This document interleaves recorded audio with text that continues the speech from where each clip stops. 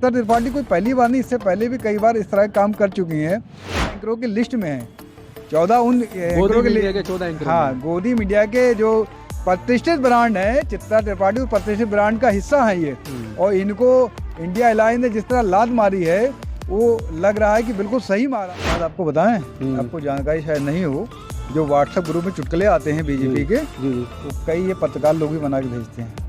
ये पत्रकार तो उसके पत्रकार जो 14 पत्रकार हैं, वो कई पत्रकार ये व्हाट्सएप ग्रुप में भेजते हैं। इसके आधार पर इंडिया अलायंस ने कार्रवाई की थी। ये अंदर की बात है। दोस्तों, सोशल मीडिया पर एक चित्रा त्रिपाठी ट्वीट करती हैं और कहती हैं कि वीर सावरकर के बारे में तो चर्चाएं होती हैं कि उन्होंने माफ़ीनामा लिखा है, लेकिन पंडित जवाहरलाल नेहरू के बारे में कोई नहीं लिखता है कि उन्होंने भी एक माफ़ीनामा लिखा था। तो उसके बाद में अशोक कुमार पांडे, जो एक सोशल मीडिया एक्टिविस्ट हैं, वो चित्रा त्रिपाठी से पूछते हैं कि इसका सबूत दीजिए कि पंडित जवाहरलाल नेहरू ने कब माफ़ीनामा लिखा है। तो उसके बाद में चित्रा त्रिपाठी एक फर्जी पोर्टल का एक लिंक शेयर करती हैं और कहती हैं कि मैंने यहाँ पढ़ा था। तो उसके बाद में सोशल मीडिया पर चर्चा चलने लगी कि चित्रा त्रिपाठी का ज्ञान भी व्हाट्सएप यूनिवर्सिटी वाला है। तो हमारे साथ इमरोज खान जी हैं। तो जिस तरह चित्रा त्रिपाठी पंडित जवाहरलाल नेहरू को भी कायर सावरकर की तरह माफ़ी वीर साबित करना चाहती हैं, इससे क्या लगता है कि पंडित जवाहरलाल नेहरू की छवि को ये ख़राब करने की साजिश है या एक एक नया एजेंडा चालू किया है भाजपा ने? देखिए, जब भी कोई आदमी कोई बात कहता है तो उसका कई बार क्या होता है, इंटेंशनल होता है, कई बार नॉन इंटेंशनल होता है। ठीक है ना, जिस तरह उनका वीडियो था, अपना डिबेट उन्होंने कराया था, उसमें लग रहा था नॉन इंटेंशनल है वो। और उन्होंने एक सवाल पूछ लिया, कहीं पढ़ा होगा कि नेहरू ने भी माफ़ी मांगी है।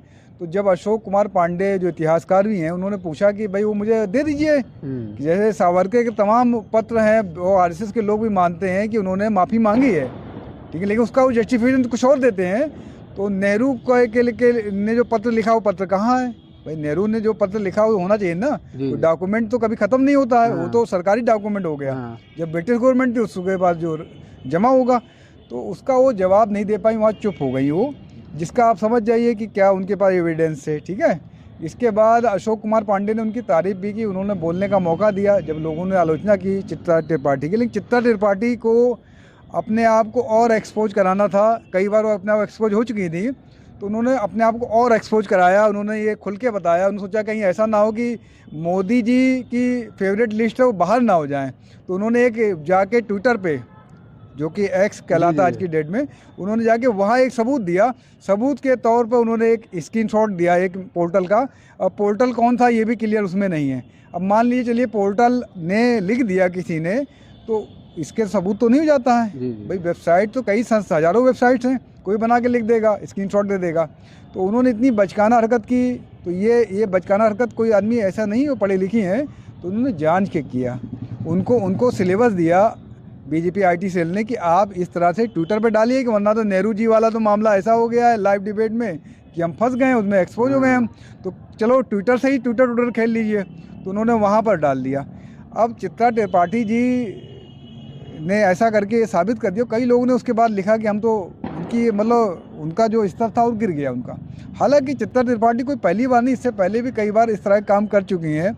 जब विकास दुबे का इनकाउंटर हुआ था तो इन्होंने ट्विटर पे एक ट्वीट किया था जिसमें लिखा था कानपुर में विकास, कुछ ऐसा किया था, कानपुर में विकास, मैं गोरखपुर का बाबा। यानी वो एक हिडन तरीके से कह रही थी इनकाउंटर बाबा ने जानबूझ के कराया है। ठीक है ना। अब उनको ये बताना चाहिए कौन से कानून के हिसाब से इनकाउंटर कराना जायज़ है। अगर जायज़ था तो ये यूपी सरकार ने जाके एफिडेविट क्यों नहीं दिया कि हमने जानबूझ के कराया है? अगर मर्द है तो जाके वहाँ एफिडेविट जमा करें कि हमने खुद कराया है। हम जो है कोई ऐसा नहीं था, कोई एक्सीडेंटल था। वहाँ तो जिन्होंने एफिडेविट दिया कि वो भाग रहा था तो मैंने मार दिया। इसको कहते हैं कायराना बात कहते हैं, जो आप कह ना सको। अगर आपके कराया है, मैं कहता हूँ जितने इनकाउंटर हुए हैं यूपी में, जाके यूपी सरकार में एफिडेविट दे देगा कि हमने कराया है, तो हम मानेंगे हाँ ये बहादुर हैं।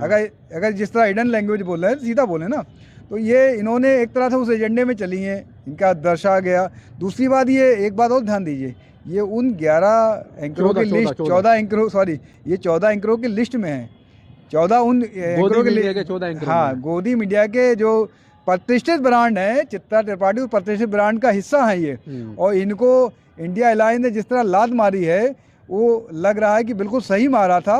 कांग्रेस के दिग्गज नेता और राजस्थान के मुख्यमंत्री अशोक गहलोत, जो कांग्रेस के बड़े नेता भी हैं और इंडिया अलायंस में कांग्रेस सबसे बड़ी पार्टी भी है, खुद चित्रा त्रिपाठी जो गोदी मीडिया की सबसे बड़ी एंकर हैं, वो जो रात दिन गांधी परिवार को भी टारगेट करती रहती हैं, अशोक गहलोत बुलाकर उनको इंटरव्यू देते हैं। ये तो खुद कांग्रेस का दोगलापन उजागर होता है इस चीज़ से। एक बात आपको बताएं, आपको जानकारी शायद नहीं हो, जो व्हाट्सएप ग्रुप में चुटकुले आते हैं बीजेपी के, जी जी, वो कई ये पत्रकार लोग भी बना के भेजते हैं। ये पत्रकार तो उसके सबसे पत्रकार जो अलंबरदार हैं 14 पत्रकार हैं, वो कई पत्रकार ये व्हाट्सएप ग्रुप में भेजते हैं। इसके आधार पर इंडिया अलायंस ने कार्रवाई की थी, ये अंदर की बात है। तो ये बात आप समझिए, जो लोग व्हाट्सएप पे एक राहुल गांधी या उनकी छवि खराब करने के लिए चुटकुले बनाते हैं, वो एंकरिंग कैसी करेंगे। जी जी रही सवाल अशोक गहलोत का, और कमलनाथ को भी जोड़ लीजिए आप, जी जी, क्योंकि वो भी एक मैडम को लिए घूम रहे थे, नविका कुमारी जी को। तो मेरा एक सवाल कांग्रेस पार्टी से, क्या इनकी कोई विचारधारा है कि नहीं है, ये बताइए मुझे। ये अगर ये अपने आप एक लिस्ट बनाते हैं 14 लोगों की, जी जी, और उसके बाद अशोक गहलोत भैया बुला लेते हैं, वो एक उनका वो बुला लेता है, कमलनाथ बुला लेता है, और सबसे बड़ी पार्टी आप कहते हो कि हम प्रधानमंत्री पद के दावेदार, हम सबसे बड़ी पार्टी हैं। तो किस तरह के आदर्श हैं यही? अगर अखिलेश यादव बुला लें या तेजस्वी यादव बुला लें तो आलोचना हो जाएगी, उनका कुछ नहीं है। तो कांग्रेस को पहली विचारधारा अपनी स्पष्ट करनी चाहिए कि क्या है।